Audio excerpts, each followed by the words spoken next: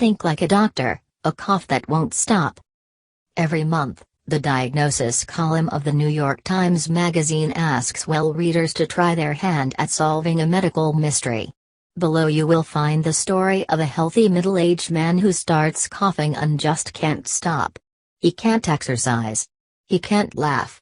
Sometimes he can't even talk without interrupting himself with deep, awful-sounding hacks. Below I provide much of the information available to the doctors who examined him. It took 18 months before a doctor figured out what was wrong. Can you do it any faster?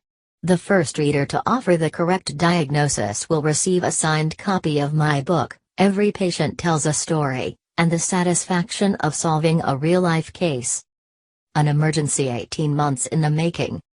You should probably have that checked out in the ER, the nurse suggested to the middle-aged man on the other end of the phone. And sooner rather than later. In the next few days? He asked.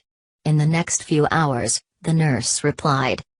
The 43-year-old man hung up the phone more surprised than worried.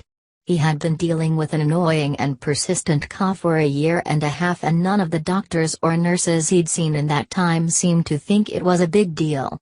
Until now, since he started coughing up blood. He called his wife to tell her what the nurse suggested. After work he was going to drive himself to the emergency room at the Veterans Hospital in downtown Denver. He could hear the relief in her voice when she asked if he wanted her to come with him. No, she had enough on her hands looking after their 4 children. He'd let her know what they said.